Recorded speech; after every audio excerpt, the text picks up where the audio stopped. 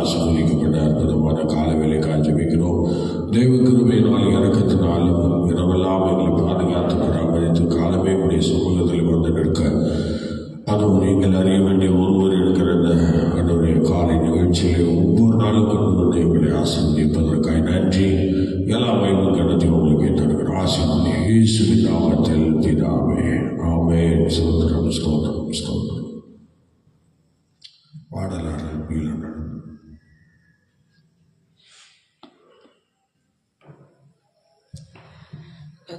நல்லவர் அவருடைய கிருபை ஏற்றுக்கொண்டது நாம் பாடி தேவனுடைய நாமத்தை மகிமைப்படுத்துவோம். என்னை நடத்திடும் தேவன் என்னோடு இருக்க பயமே எனக்கில்லையே. நான் நம்பிடும் தேவனின் துருகமாயிருப்பதால் கலக்கமே எனக்கில்லையே. என்னை நடத்திடும் தேவன் என்னோடு இருக்க பயமே எனக்கில்லையே. நான் நம்பிடும் தேவன் துருகமாயிருப்பதால் கலக்கமே எனக்கில்லையே. பயமில்லை பயமில்லை பயமில்லையே. நாம் சார்பில் கர்த்தருண்டு பயமில்லையே. பயமில்லை பயமில்லை பயமில்லையே. நமக்காக யுத்தம் செய்வார் பயமில்லையே.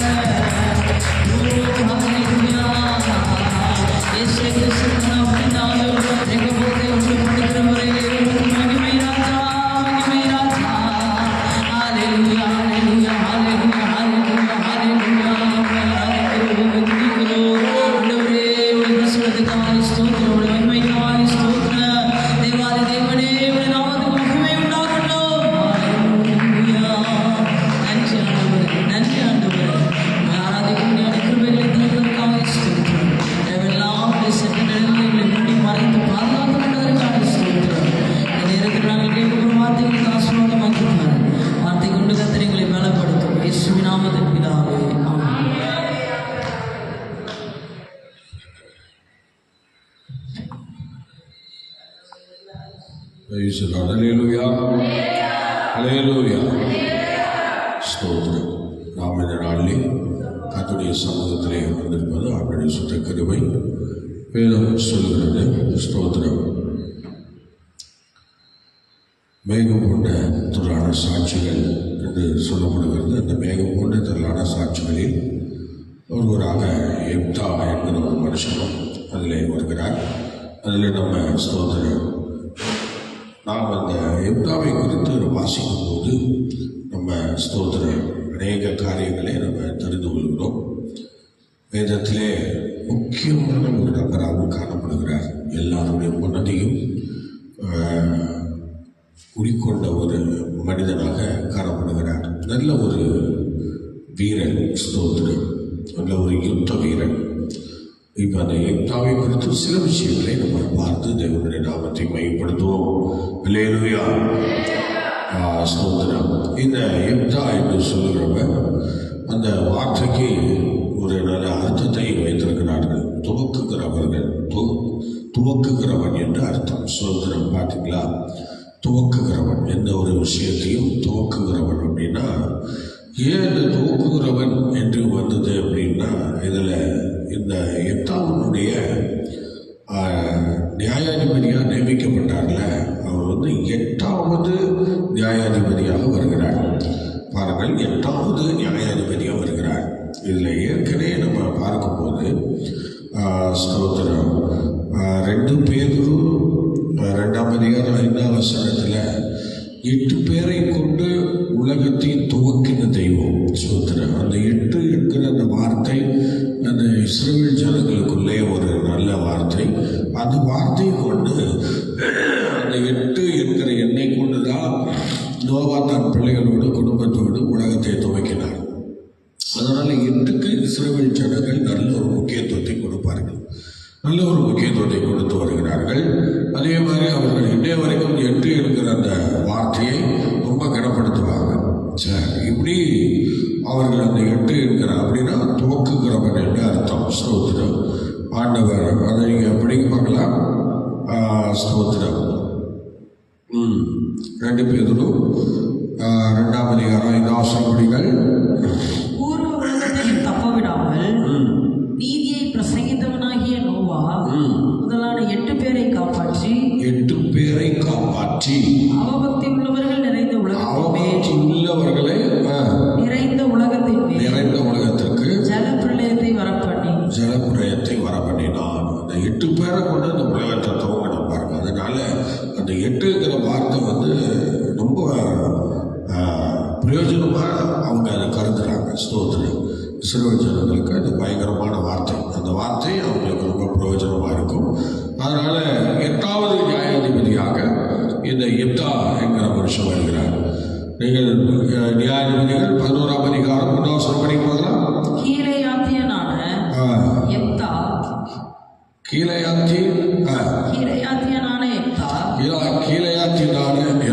ஸ்தோத்திரம். பார்த்தீங்களா, கீலேயாத்தியனான எப்தா பலத்த பராக்கிரமசாலியாக இருந்தான். பலத்த பராக்கிரமசாலி. பாருங்கள், கீலேயாத்தின் அந்த பராக்கிரமசாலி இது எப்தா. ஸ்தோத்திரம். அப்போ நம்ம இந்த கீலேயாத்து அப்படின்னு சொல்லும்போது நமக்கு அடுத்த ஞாபகம் வருவது என்ன அப்படின்னா, எலியாவை குறித்து நமக்கு ஞாபகம் வரும். ஸ்தோத்திரம். 17 படிப்பாங்களா? 1 ராஜாக்கள் 17:1. ஸ்தோத்திரம். 17:1 பார்த்தீங்கன்னா, கீலேயாத்தின் குடிகளிலே திஸ்பியனாகிய எலியா ஆகாபை நோக்கின்னு சொல்லுது. பார்த்தீங்களா, அந்த கீலேயாத்தின் குடிகளில் உள்ளவராக அந்த எலியாவும் காணப்படுகிறார்.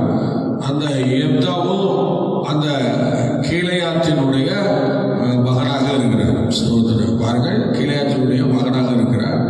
இது ஸ்தோத்திரம். இந்த கீலேயாத்தின் அப்படின்னு சொல்லுகிறது, கீலேயாத் என்று சொல்லுகிறது, அவன் ஒரு மனுஷன். அந்த யூதர்களுக்குள்ளே அப்படி ஒரு வம்சத்தான் இருக்கிறார். அந்த யூத வம்சத்தான் அவன்தான் அந்த கீலேயாத் என்று சொல்லுகிற மனுஷன். அந்த கீலேயாத் என்று சொல்லுகிற அந்த மனுஷன் தான் இவன் என்ன செய்கிறான் பாருங்கள். ஒரு ஸ்தோத்திரம் 2வது மனைவியை அவன் என்ன செய்கிறான்? அவன் கட்டிக்கிறான். 2வது மனைவி அவன் கட்டுகிறான். அந்த மனைவி ஸ்தோத்திரம் 2வது மனைவி அவன் கட்டிக்கும் போது அதில் சில பிரச்சனை இருக்கு. ஏற்கனவே அவன் முதல் மனைவியெல்லாம் திருமணமாய் கல்யாணம்லாம் பண்ணி குழந்தை குட்டியெல்லாம் இருக்கு. அந்த கிளையாத்து என்று சொல்லுகிறவனுக்கு எல்லாம் இருக்கு. ஸ்தோத்திரம் 2வது படிக்க பார்க்கலாம். 11:2 கிளையாத்தின் மனைவியும் அவனுக்கு குமாரர்களை பெற்றாள். கிளையாத்தின் மனைவியும் அவனுக்கு குமாரரை எல்லாம் பெற்றிருக்கிறாள். கிளையாத்து மனைவி குமாரை பெற்றிருக்கிறாள். அவன் மனைவி பெற்ற குமாரர்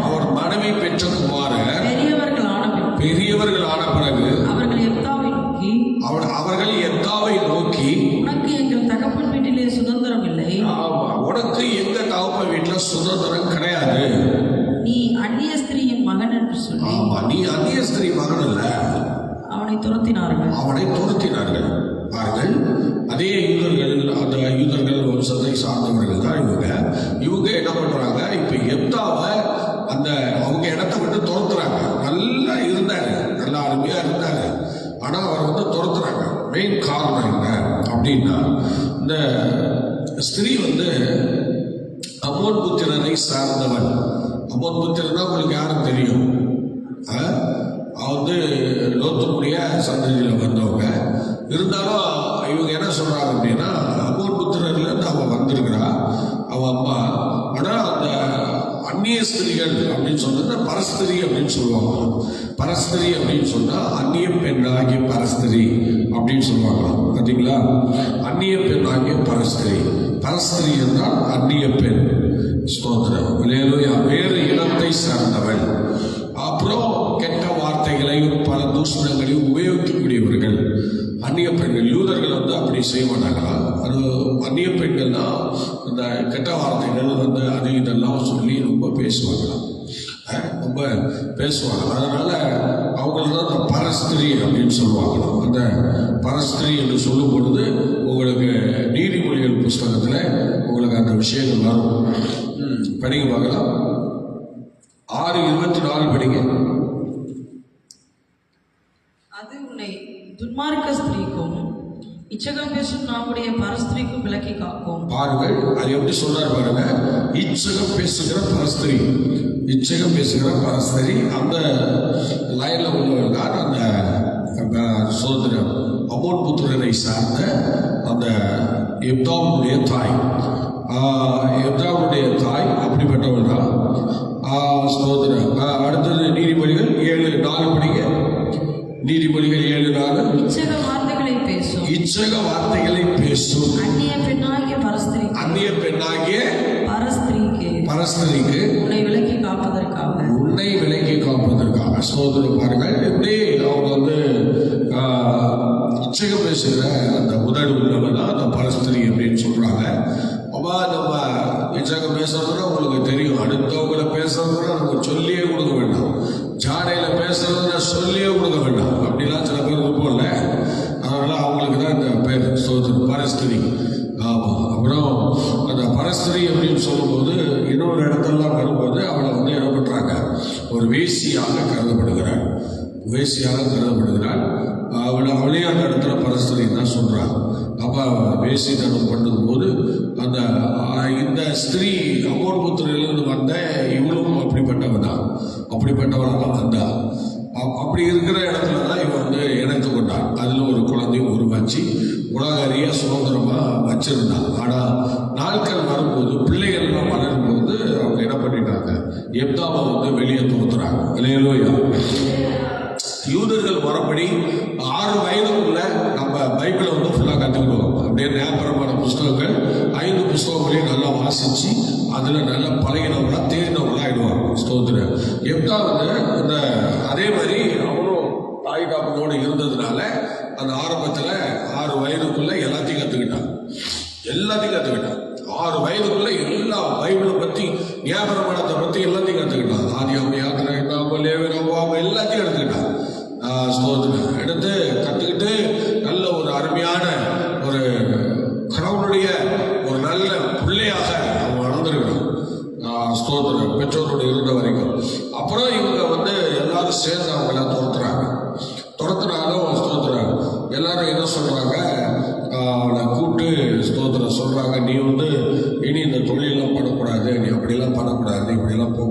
வரக்கூடாது அப்படின்லாம் சொல்லும்போது பஞ்சாயத்து கூட்டி பேசுகிறாங்க. பேசுகிற பிறகு அவன் என்ன சொல்கிறான் அப்படின்னா, அவங்க அம்மா நான் அப்படிலாம் செய்யாமல் இருக்க மாட்டேன், நான் அப்படிலாம் பண்ணுவேன் அப்படின்லாம் சொல்கிறான். அவன் வந்து ரொம்ப கீழ்ப்படி பண்ணிக்கிறான். அப்போ அந்த சமயத்தில் தான் அவன் தாய் என்ன பண்ணுறான், சகோதரன் இவனை அழைச்சிட்டு தோப்பு இருக்கிற தேசத்துக்கு போய் அப்படி இருக்கிறான். பார்த்தீங்களா, அப்படி போகிறான். அவனுக்கு அது பிடிக்காட்டாலும் வர வழியில் திறந்துறதுனால தாய் பின்னாடியே போகிறான். எப்தா வந்து தாய் பின்னாடி சிறுவன் தானே, தாய் பின்னாடியே போயிடுறான். தாய் பின்னாடியே போய் தோப்பு இருக்கிறதான இடத்துல அங்கே இருக்கிறான். ஸ்தோத்திரம். அதுக்கப்புறம் ஸ்தோத்திரம் நல்ல பராக்கிரமசாலியா அவன் உருவாகி ஸ்தோத்திரம் சண்டை போடுவதில் எல்லாத்துலையும் தேர்ச்சி அடைந்தவன மாறி ஸ்தோத்திரம் 16 வயதில் இருக்கும்போதே அதிக பலவானாக இருந்தான். பக்கா பலவீனம். தோப்பு இருக்கிற இடத்துல அவன் பயங்கர பலவானாக இருக்கிறான்னு சொல்லி எல்லாருக்கும் அறிவிக்கப்படுது. அவன் நல்ல ஒரு பெரிய ஸ்தோத்திரம் 16லேருந்து 20 வயது வர வரைக்கும் பயங்கர ஆளாயிட்டான். ஸ்தோத்திரம் 4-5 வருஷத்துல அவன் ஒரு பெரிய ஆளாயிட்டான், பராக்கிரமசாலியா மாறிட்டான். ஆனால் இதை ஸ்தோத்திரம் அப்பா அவனை என்ன பண்ணான், போய் என் தேசத்தில் போய் 20 வயதுலாம் அங்கே நல்ல ஒரு போர்ச்சவனா பராக்கிரமசாலியாக இருக்கும்போது தான் அப்போ என்ன செய்கிறாங்க, இஸ்ரவேலுக்கு விரோதமாக அங்கே யுத்தம் துவங்குகிறது. யுத்தம் துவங்கும்போது அந்த யுத்தத்தில் யார் வரா அப்படின்னா ஸ்தோத்திர அம்மோன் புத்திரர் வந்து யுத்தம் பண்ண வராங்க. யுத்தம் பண்ண வர அம்மோன் புத்திரரை இவங்க என்ன செய்யணும், தடுக்கணும். அதுக்கு நியாயாதிபதிகளும் ஒருத்தம் கூட இல்லை, ஒருத்தருக்கும் அந்த இது இல்லை. அதனால அவனை எல்லாரையும் விட்டுட்டு இப்போ என்ன பண்ணுறது அப்படின்னு யோசிக்கும் போது எப்தா வந்தானா இதெல்லாம் கரெக்டாக முடிச்சிடுவான் என்று சொல்லி எல்லாருக்குள்ளும் ஒரு சிந்தை ஆண்டவர் அங்கே சிந்தையை கொடுத்தார். அதனால இப்போ எல்லாரும் என்ன பண்ணுறாங்க அப்படின்னா எப்தாவை தேடுகிறார்கள். அல்லேலூயா, அல்லேலூயா. சொல்கிறார் நியாயாதிபதி புஸ்தகம் 11ஆம் அதிகாரம் 6ஆம் படிக்கிறோம். 6-7 எப்தாவை நோக்கி நீ வந்து நாங்கள் அம்மோன் புத்திரரோடே யுத்தம் பண்ண எங்கள் சேனாபதியாய் இருக்க வேண்டும். எங்கள் சேனாபதியா வந்து இருவா, அம்மோன் புத்திரரோடு யுத்தம் பண்ணு, நீ தான் ஜெயிக்கணும், எங்களால் ஒன்றும் பண்ண முடியாது என்று சொல்லி அவங்க கேட்கிறாங்க. அடுத்தது அதற்கு எப்தா கீலேயாத்தின் மூப்பரை பார்த்து நீங்கள் அல்லவா என்னை பகைத்து என் தகப்பன் வீட்டிலிருந்து என்னை துரத்தி விட்டீங்க. இப்பொழுது உங்களுக்கு ஆபத்து நேரிட்டது என்று சொல்லி நீங்கள் என்னிடத்தில் ஏன் வருகிறீர்கள்? அதற்கு கீலேயாத்தின் மூப்பர் எப்தாவை நோக்கி நீ எங்களுடனே கூட வந்து அம்மோன் புத்திரரோடு யுத்தம் பண்ணி கீலேயாத்தின் குடிகளாகிய எங்கள் அனைவர் மேலும் தலைவனாய் இருக்க வேண்டும். அல்லேலூயா. எனக்கு எங்க மேல நீ வந்து தலைவனா இருவா, யுத்தம் பண்ணி ஜெயிச்சுட்டு தலைவனா இரு அப்படிங்களா? அதுக்கு எப்படி சொல்றாங்க பாருங்க, யுத்தம் பண்ணி ஜெயிச்சுட்டு தலைவனா இரு அப்படின்னு. அல்லேலூயா, அல்லேலூயா. எப்படியோ அழைக்கிறாங்க. அடுத்தபடிங்க இதற்காக இப்பொழுது உன்னிடத்தில் வந்தோம் என்றார்கள். அதுக்காக தான் நாங்கள் உன்னை தேடி இப்போ வந்திருக்கிறோம். ஒரு நாள்ல வேண்டாண்டா போடா அப்படின்லாம் துரத்தி விட்ட அந்த கீலேயாத்தின் குடிகள் இருக்கிற குடும்பங்கள்லாம் இப்போ என்ன பண்றாங்க, திரும்பவும் தேடி வராங்க பாருங்க. அதனால நல்லா நீங்க பிரசங்கி சொல்லும்போது சொல்றாரு பார்த்தீங்களா, தூக்கி எறிய ஒரு காலம் உண்டா, தூக்கி எறிந்ததை தேட ஒரு காலம் உண்டு. அல்லேலூயா சொல்லுவோமா? அல்லேலூயா. எவ்வளோ அருமையாக இருக்கு பார்த்தீங்களா? ஸ்தோத்திரம். எரிந்து விட ஒரு காலம் உண்டு, அதை சேர்க்கிற ஒரு காலம். பார்த்தீங்களா, ஒவ்வொரு காலத்தையும் கடவுள் வச்சிருக்கிறார் பாருங்க. எப்தாவின் வாழ்க்கையில தூக்கி எறியப்படுகிற ஒரு காலத்தை தேவன் வைத்திருந்தார். ஆனால் அதே சமயத்தில் அவரை தேடி வருகிற ஒரு காலத்தை கத்து வைத்திருந்தார். ஒவ்வொருவருடைய வாழ்க்கையில அப்படிதான் இருக்கும். ஆனால் தூக்கி எறியப்பட்டு தேடப்படுகிறது தான் நமக்கு கிடைக்கிற ஒரு பெரிய நன்மை, ஒரு பெரிய ஆசீர்வாதம். ஆகவே எப்தாவின் வாழ்க்கையிலே தூக்கி எறியப்பட்டான். அவனுடைய பின்னணி, குடும்பத்தினுடைய பின்னணி சூழ்நிலையினால அவன் தூக்கி எறியப்பட்டான். ஆகவே எனக்கு அன்பான தேவனுடைய பிள்ளையே, இன்னைக்கு நான் ஒண்ணுமே செய்யலையே, நான் ஒண்ணுமே பண்ணலையே, எனக்கு ஏன் அப்படியெல்லாம் நீங்க கேட்கலாம். ஆனா எப்தாவும் அப்படிதான் கேட்டிருக்கிறேன். ஆனா கேட்ட வேலையிலே அங்க அவருக்கு தெரிந்ததெல்லாம் என்னன்னா, என்னுடைய தாயினுடைய பின்னணி அப்படி இருக்கிறது என்று சொல்லி அதுக்கப்புறம் அவரை இருக்கிற சில ப்ராப்ளம்ஸ் சொல்றேன். அநேகருடைய வாழ்க்கையில பின்னணியில் இருக்கிற பிரச்சனை வச்சுதான் அவங்களுக்கு நிறைய ப்ராப்ளம்ஸ்லாம் ஏற்படுது. இப்ப ஈசாயை நம்ம பார்க்கும்போது ஈசாயினுடைய பின்னணியில தான் அவருக்கு ப்ராப்ளமே துவங்குச்சு. ஈசாய் நல்ல மனுஷன் தான், கௌரவமான ஒரு புருஷன், கௌரவமான ஒரு தலைவர். ஆனா ஈசாய்க்கு திடீர்னு பிரச்சனை வந்தது. இஸ்ரவேலர்கள் எல்லாரும் எழுப்பி ஈசாய் இடத்துல கொடுத்த அத்தனை பொறுப்பையும் உருவி கொண்டார்கள். உருவி கொண்டு ஈசாயை தனிமரமாக நிறுத்தி விட்டார்கள். மெயின் காரணம் அவன் அவனுடைய ரூத்து காலத்துல ரூத்தை கோவா சேர்த்து கொண்ட அந்த அனுபவத்தை மனசுல வச்சு அவங்க எல்லாரும் சேர்ந்து இடம் பண்ணாங்க, அவனை பிரிச்சுட்டாங்க. ஆனா பின்னணியில சில சம்பவங்கள் அல்லேலூயா. இவன் அமோர் புத்திரர்ல இருந்து ஒருத்தனை எடுத்துக்கிட்டான், கீழே எடுத்துக்கிட்டதுனால இவனை பின்னணி சம்பவத்துல இவனை தூக்கி போட்டாங்க. அதனால மோவாபில இருந்து ரூத்தை எடுத்துக்கிட்டாங்க. அதனால அவனை கொண்டு அங்க பிரச்சனை வந்தது. அப்படி போராட்டம் வந்துச்சு. அதுல ஒரு ப்ராப்ளம் வரிசையா அந்த பிரச்சனை வந்துகிட்டு தான் இருந்தது. பாருங்க, அந்த ஈசாய் வாழ்க்கையில பயங்கரமா பாதிக்கப்பட்டார், தனிமரமாக்கப்பட்டார். நல்ல சுதந்திரவாளியா சரகரம் சங்கத்துல தலைவனா இருந்தவர். ஆனாலும் பாருங்க, அவர் பாதிக்கப்பட்டார். அவர் அனாதையாக்கப்பட்டார். மனைவியை பிரிச்சுட்டாங்க, எல்லாத்தையும் பிரிச்சுட்டாங்க. அவருக்குள்ள பதவியெல்லாம் எடுத்துட்டாங்க. எடுத்துட்டு தேசத்தை ஒண்ணுமே இல்லாம வெறும் ஆண்டியா உட்கார வச்சுட்டாங்க. அப்படிப்பட்ட ஒரு சூழ்நிலை. அந்த பின்னணியை வச்சுதான் அந்த இஸ்ரவேல் ஜனங்கள் ஒவ்வொருத்தரையும் நடத்துறாங்க. அதனால இப்ப ஈசாயா அப்படி பாதிக்கப்பட்டவர் தான்.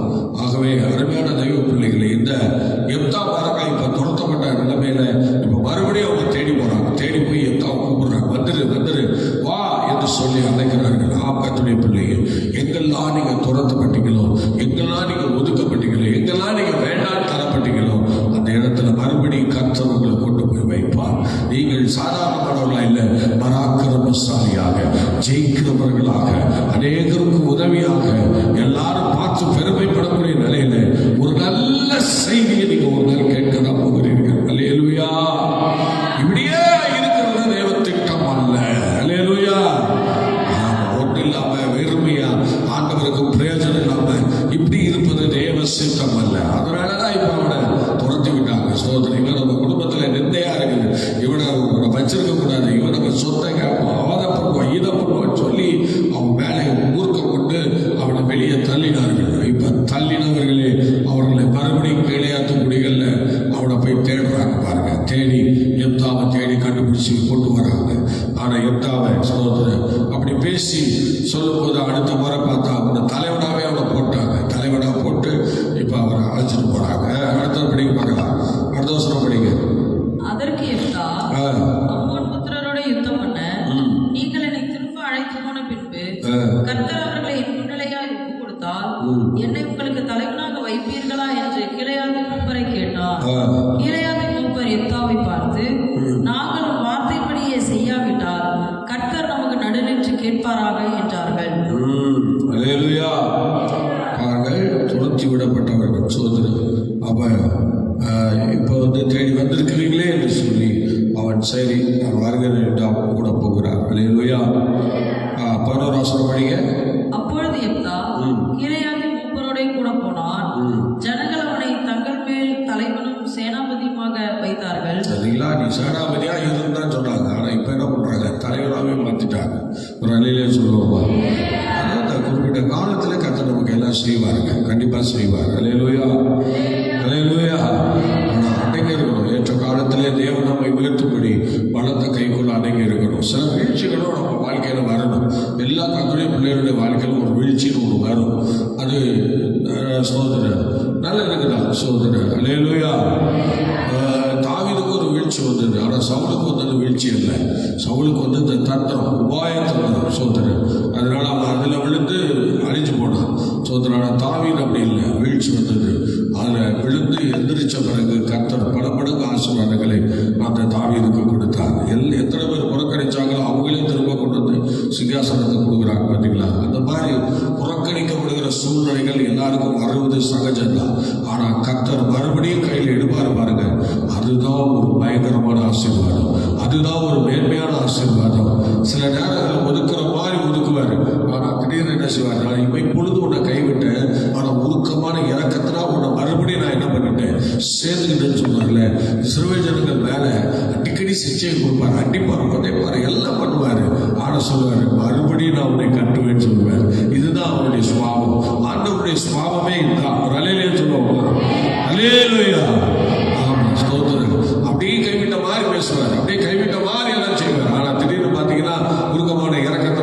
சொல்லுவார், மறுபடியும் கட்டுவேன்னு சொல்லுவார்.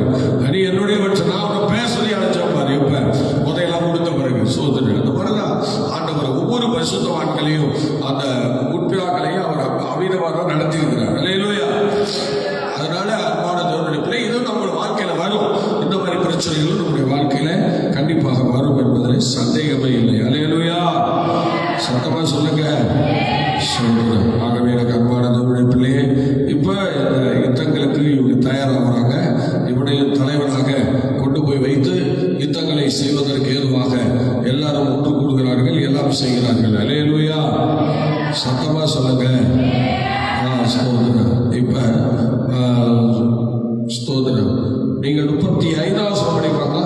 35வது வசனம். இப்ப அந்த யுத்தத்திலே அவர்கள் காரியங்களை செய்யும் பொழுது அங்கே என்ன வருது? 35வது வசனம் படிங்க. அவன் அவளை கண்டவுடனே தன் வஸ்திரங்களை கிழித்துக் கொண்டு, பாருங்கள், அவன் ஒரு யுத்தத்துல பொருத்தனை பண்ணுகிறான். பொருத்தனை பண்ண வசனத்தை படிங்க. பொருத்தனை பண்றான் பாருங்க. அவன் பொருத்தனை பண்ணி, இந்த மாதிரி நான் யுத்தத்துல ஜெயிச்சிட்டேன்னா நான் திரும்ப வரும் பொழுது என் எதிரே யாரு வர்றாங்களோ அவனை என்ன செய்வேன், அவனை வந்து நான் பலி செலுத்துவேன். ஒரு பொருத்தனை பண்றான். ஒரு அலையிலே சொல்லுவோமா, ரொம்ப முட்டாள்தனமான பொருத்தனையா இருக்குல்ல. சோதனை மாட்டிட்டான். சோதனை அந்த பொருத்தனையில என்னதான் நம்ம யுத்த வீரனா பராக்கிரமசாலியா இருந்தாலும் சில இடங்கள்ல வந்து அவங்களுக்கும் சில வீழ்ச்சிகள் வரதான் செய்துவாங்க. இந்த எப்தா அவ்வளோ பெரிய நல்ல வீரன், இஸ்ரவேலுக்கு நிர்ணய மாற்றி கொடுத்தான். யூதர்களுக்குள்ள அந்த கீழையாத்து குடிகளுக்குள்ள ஒரு பெரிய ஆசீர்வாதத்தை கொண்டு வந்து கொடுத்தவன், ஜெயத்தை கொடுத்தவன். கடைசியில் அவனுடைய நிலைமை எப்படி ஆகுது பாருங்க. படிக்க. அப்பொழுது எப்தா கர்த்தருக்கு ஒரு பொருத்தனை பண்ணினான். தேவரீர் அம்மோன் புத்திரரை என் கையில் ஒப்பு கொடுக்கவே ஒப்பு கொடுத்தார். நான் அம்மோன் புத்திரரிடத்திலிருந்து சமாதானத்தோட திரும்பி வரும்போது என் வீட்டு வாசற்படியில் எனக்கு எதிர்கொண்டு வருவது எதுவோ அது கர்த்தருக்கு உரியதாகும். அதை சர்வாங்க தகன பலியாக ஆடு மாடு வரும் நினைச்சானா, ஏன் அப்படி பண்ணான்னு தெரியல. ஆடு மாடு வரும் நினைச்சு டக்குன்னு என்ன பண்ணிட்டான், இப்படி ஒரு பொருத்தனை பண்ணிட்டான். பொருத்தனை பண்ண உடனே வந்தது இவன் யுத்தம் பண்ணிட்டு வெளில வரான். இப்ப 35 வசனம் படிக்கிறோம். இப்ப யுத்தம் முடிஞ்சு ஜெயிச்சு வெளில வரான். தன் வீட்டுக்கு வருகிற தன் வீட்டுக்கு வருகிற பொழுது இதோ அவன் குமாரத்தி சம்புரு வாசித்து நடனம் செய்து அவனுக்கு எதிர்கொண்டு வந்தாள். அவள் அவனுக்கு ஒரே பிள்ளையான், ஒரே மகள். அவளை அல்லாமல் அவனுக்கு கல்யாணம் ஆகி ஒரே மகள், அந்த அவனுக்கு திருமணமாகி ஒரே மகள் இருக்கா. அந்த ஒரு மகள் தான் அன்னைக்கு எதுக்க வரா அந்த வீட்டு வாசல்ல. சோதனை பாத்தீங்களா? வீட்டு வாசல்ல எதுக்க வரா? அவளை அல்லாமல் அவனுக்கு குமாரனும் இல்லை குமாரத்தியும் இல்லை, ஒருத்தரும் இல்லை, இருக்கிறதே அதான். அவன் அவளை கண்ட உடனே தன் வஸ்திரங்களை கிழித்துக் கொண்டு ஐயோ என் மகளே என்று கதற ஆரம்பிச்சுட்டான் பாருங்க. கத்துறான். ஆண்டவரே இப்படி ஆகிப்போச்சு, தெய்வமே என்ன இப்படி ஆகிப்போச்சு, நான் என்ன பண்ணுவேன், யுத்தங்கள்ல எனக்கு ஜெயத்தை கொடுத்த, ஆனா இப்படி எனக்கு வந்திருக்கிறதோ என் பிள்ளையாச்சு, நான் இவளை என்ன பண்ண போறப்ப, என்ன போய் செய்ய போறேன் அப்படின்னு சொல்லி அழுகுறான், புலம்புகிறான், பயங்கரமா கதறுகிறான். அப்ப ஸ்தோத்திரம், வழியே கிடையாது. விஷயத்தை மகன்கிட்ட சொல்றான், அப்பா இந்த மாதிரி பண்ணிக்கிட்டே அம்மா இப்படி மாட்டிக்கிட்டே என்று சொல்லி 39 படிங்க. 39. 2 மாதம் முடிந்த பின்பு தன் தகப்பனிடத்திற்கு திரும்பி வந்தாள். ஏன்னா 2 மாசம் தவணை கேட்டான். அப்பா எனக்கு 2 மாசம் தவணை கொடுங்கப்பா, நான் போயிட்டு வந்துடுறேன், நான் போய் தாலிமாரோடு சுத்திட்டு வந்துடுறேன்னு சொல்லி எல்லா இடங்களையும் பார்த்து எல்லாம் பண்ணிட்டு 2 மாதம் வந்து சுத்தி கேட்டான். அடுத்தது படிங்க. அப்பொழுது அவன் பண்ணியிருந்த தன் பொருத்தனையின்படி அவளுக்கு செய்தான். பாருங்க, அவள் புருஷனை அறியாதிருந்தாள். புருஷனை அறியாத அந்த மகளுக்கு என்ன செய்தான் பாருங்க. வேதத்திலேயே சகிக்க முடியாத ஒரு பெரிய காரியம் தான் இது ஒண்ணுதான். எல்லாம் ஆதியாகமம் முதல் வெளிப்படுத்தின விசேஷம் வரைக்கும் அவருக்கு செய்ததெல்லாம் என்னதான், எல்லாம் ஆடுதான் வெளிப்படுத்தாங்க. ஆனா இந்த ஒரு மனுஷன் தான் கர்த்தருக்கு முன்பாக இந்த வார்த்தையை சொல்லி அதை போய் ஆண்டவருக்கு என்ன செஞ்சுட்டான், அதை நிறைவேற்றினாலும் சொல்லுகிறார் பாருங்க. ஸ்தோத்திரம். ஆகவே நீங்கள் 1 கொரிந்தியர் 8:2 நீங்க படிக்கும்போது படிக்க பார்க்கலாம். 1 கொரிந்தியர் 8ஆம் அதிகாரம் 2ஆம் வசனம் படிங்க. ஸ்தோத்திரம். 1 கொரிந்தியர் 8ஆம் அதிகாரம் 2ஆம் வசனம். அது என்ன சொல்றாரு பாருங்க. எப்தாவுக்கு சரித்திரம் தெரியும், சத்தியம் தெரியாதா? ஒருவன் தான் ஏதேனும் ஒன்றை அறிந்தவன் என்று எண்ணிக்கொள்வானானால், ஒருவன் ஏதேனும் ஒன்றை அறிந்தவன் என்று எண்ணிக்கொள்வானானால், ஒன்றையும் அறிய வேண்டிய பிரகாரம் அவன் இன்னும் அறியவில்லை. அதுதான் எப்தாவுடைய வாழ்க்கையில் நடந்தது. எல்லாம் தெரிஞ்ச மாதிரி நினைச்சிட்டா, அவனுக்கு ஒண்ணு தெரியாதுங்கிறத அவன் மறந்துட்டான் பாருங்க. அவன் அதை மறந்துட்டான். ஒண்ணு எனக்கு தெரியாது என்று சொல்லுகிறத மறந்துட்டான். ஸ்தோத்திரம். அடுத்தது நீங்க பிரசங்கி 5:1 படிங்க. பிரசங்கி 5:1. பிரசங்கி 5:1. பிரசங்கி 5. நீ தேவாலயத்துக்கு போகும்போது உன் நடையை காத்துக்கும். மூடர் பலியிடுவது போல பலியிடுவதை பார்க்கிறோம். செவி கொடுக்க செய்வதே நலம். அல்லேலூயா. சத்தமா சொல்லுங்க. செவி கொடுக்க செய்வதே நலம் என்று சொல்லப்பட்டிருக்கு. எபிரேயர் 11:32 படிங்க. எபிரேயர் 11:32. மூடர் பலியிடுவது போல எப்தாவின் பலி ஆகிப்போச்சு. பார்த்தீங்களா? எப்தாவின் பலி மூடர் பலியிடுவது போல மாறிவிட்டான். சோதர 11:32. பின்னும் நான் என்ன சொல்லுவேன்? கிதியோன், பாராக், சிம்சோன், யெப்தா, தாவீது, சாமுவேல் என்பவர்களையும் தீர்க்கதரிசிகளையும் குறித்து நான் விவரம் சொல்ல வேண்டுமானால் காலம் போதாது. அல்லேலூயா. ஆனாலும் பாருங்க, வேகம் கொண்ட தள்ளான சாட்சிகளில் இவரும் ஒருவராக அங்க வந்துட்டார் பாருங்க. ஸ்தோத்திரம். இவரும் அங்க ஒருவராக வந்து விட்டார். அதனால ஸ்தோத்திரம். தாவீது தன் மகனாகிய சாலோமோனை ராஜாவாக அபிஷேகம் செய்து வைத்த பின்பு தான் சமாதானமாக மரித்தார். ஸ்தோத்திரம். 1 ராஜாக்கள் ஸ்தோத்திரம் 1ஆம் அதிகாரம் 38-39 படிச்சீங்கன்னா அதுல வருது. படிக்க பார்க்கலாம். 1 ராஜாக்கள் 1ஆம் அதிகாரம் 38-39 படிக்க பார்ப்போம். ஸ்தோத்திரம். அப்படியே ஆசாரிய சாதோக்கு தீர்க்கதரிசியாகிய நாத்தானை, யோய்தாவின் குமாரன் பெனாயாவும் கிரேத்தியரும் பிலேத்தியரும் போய் சாலமோனை தாவீது ராஜாவினுடைய கோவேறு கழுதையின் மேல் ஏற்றி அவனை கீகோனுக்கு நடந்து கொண்டு போனார்கள். ஆசாரியனாகிய சாதோக்கு தைல கும்பை கூடாரத்திலிருந்து எடுத்துக்கொண்டு போய் சாலமோனை அபிஷேகம் பண்ணினார். அல்லேலூயா. சாலமோனை அபிஷேகம் பண்ணினார்.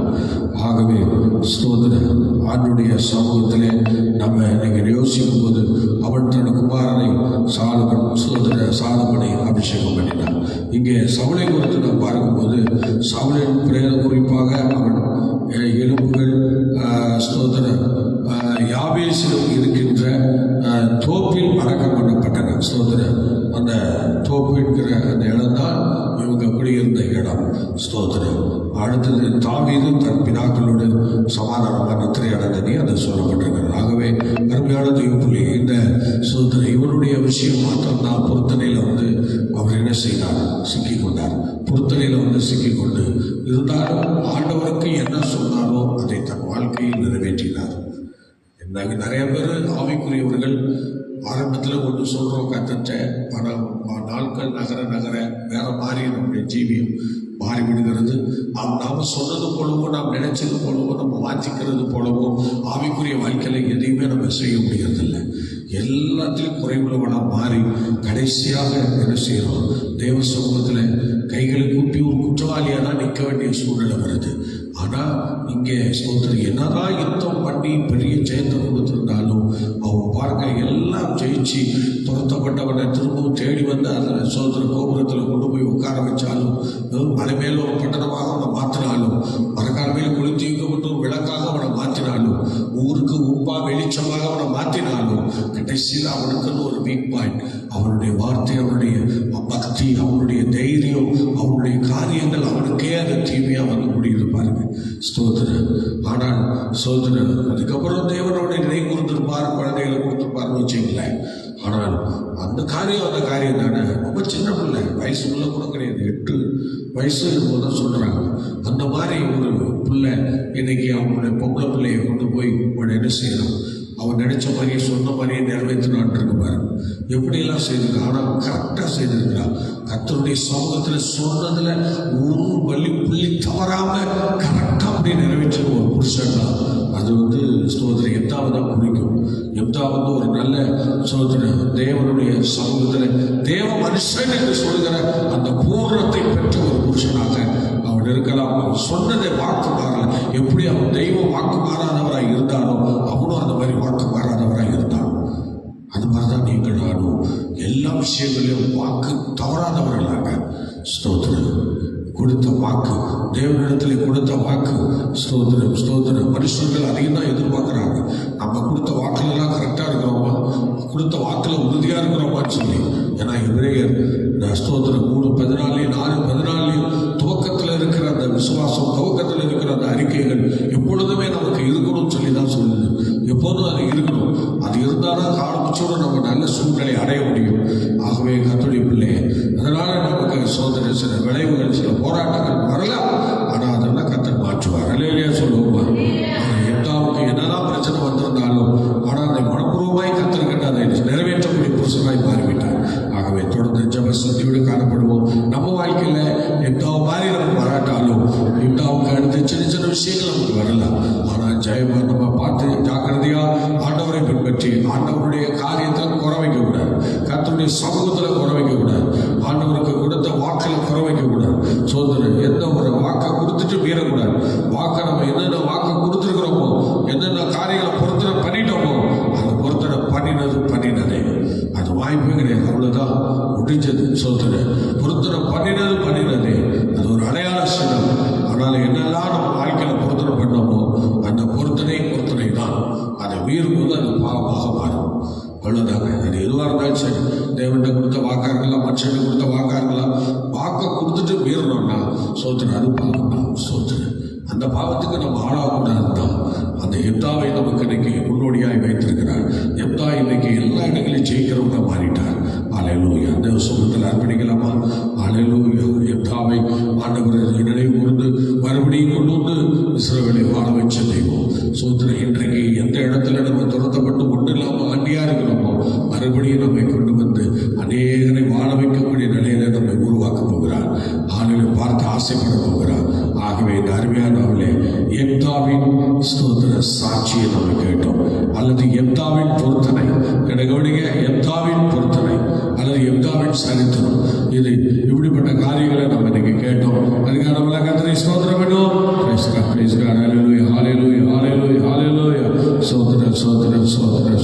பரிசுத்தமுள்ள பிதாவே, எங்களோடு கூட வசனத்தை கொண்டு பேசுவதற்காக நன்றி.